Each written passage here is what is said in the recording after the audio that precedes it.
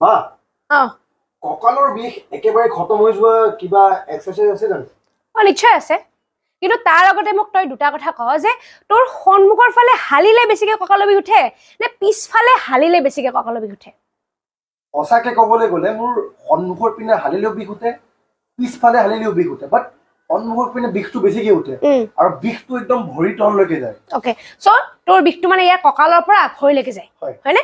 So এইটো হ'ব পাৰে যেতিয়া আমি বেছিকে হালি হালি কাম কৰি থাকো, যিহেতু তই চাইটত বহুত কাম কৰি থাক, হয়নে নহয়? বহুতকে গাইড কৰিব লাগে, কষ্ট হয়, বা কেতিয়াবা হালিও বস্তু উঠাও, তো তাৰ ফলত কি হয় আমাৰ কঁকালৰ বিষ হ'ব পাৰে। আৰু সেই বিষটো নাইকিয়া কৰা কেইটামান বহুত বেছি সহজ ব্যায়াম তোক আজি মই শিকাম।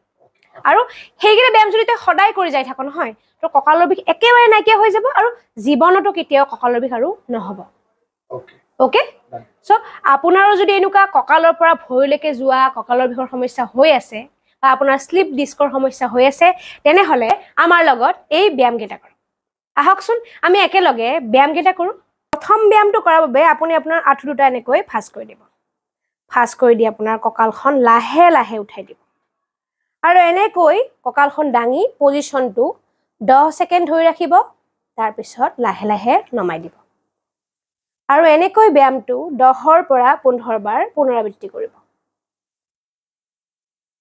2 নম্বৰ ব্যায়ামটোৰ বাবে আপুনি আপোনাৰ ভৰি দুখন এনেকৈ এখন এখনকৈ এইটো পজিশ্যনত আনিব।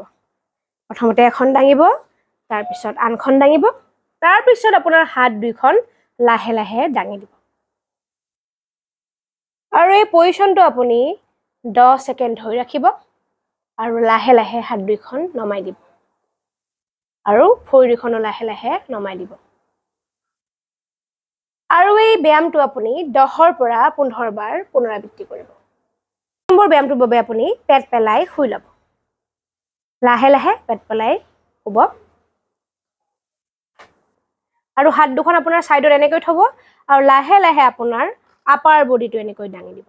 আপুনি মাত্ৰ এনেকৈ আধা দাঙিব, সম্পূৰ্ণভাৱে যেতিয়া আপুনি দাঙে আপোনাৰ কঁকালত কষ্ট পাব পাৰে।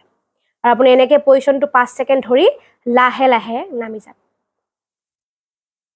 আৰু এই একেই ব্যায়ামটো আপুনি 10ৰ পৰা 15 বাৰ পুনৰাবৃত্তি কৰিব। সো শেষৰ ব্যায়ামটোৰ বাবে আপোনাৰ মূৰটো এনেকৈ হাত দুখনৰ ওপৰত থ'ব, তাৰপিছত আপুনি এইটো পজিশ্যনত শুব আৰু আপুনি লাহে লাহে এখন এখন ভৰি এনেকৈ দাঙিব। এখন ভৰি দাঙিলে 5 ছেকেণ্ড ধৰি ৰাখিলে লাহে লাহে নমাই দিলে। তাৰপিছত আকৌ আনখন ভৰি দাঙিলে 5 ছেকেণ্ড ধৰি ৰাখিলে লাহে লাহে নমাই দিলে। আৰু আপুনি এই ব্যায়ামটো দুইখন ভৰিতে 10 বাৰকৈ পুনৰাবৃত্তি কৰিব। আইদি এই ব্যায়ামকেইটা যে কৰিলি অলপ আৰাম পাইছনে? একদম ভাল লগা নাই। সঁচাই কথা, সঁচাই কথা।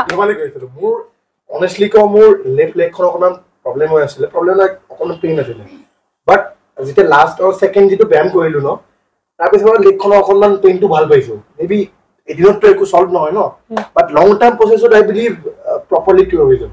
সেই আপুনি যদি এদিন এই ব্যায়ামটো কৰে আপুনি অকণমান ৰিলেক্স হ'ব পাৰে বা অকণমান ৰিলিফ পাব পাৰে, কিন্তু আপুনি যদি এইকেইটা ব্যায়াম সদায় কৰি যাই থাকে, কণ্টিনিউ এমাহ কৰে, আপুনি তেতিয়া বহুত বেছি চেঞ্জেছ পাব। আপোনাৰ কঁকালখন একেবাৰে মজবুত হৈ যাব, আপোনাৰ কঁকালৰ বিষ একেবাৰে নাইকিয়া হৈ যাব। সেয়েহে আপুনি আজিৰ পৰাই এইকেইটা ব্যায়াম মোৰ ভাইটিৰ লগতে কৰা আৰম্ভ কৰক। আৰু আপুনি এমাহ পিছত নিজে আহি মোক কমেণ্ট কৰিব যে সঁচাকৈ বাইদেউ আপুনি দিয়া ব্যায়ামকেইটা কৰি মোৰ কঁকালৰ বিষ সঁচাকৈ নাইকিয়া হৈ গৈছে। বহুত জৰুৰী ভিডিঅ', কাইণ্ডলি সকলোকে ভিডিঅ'টো শ্বেয়াৰ কৰি দিব। Thank U.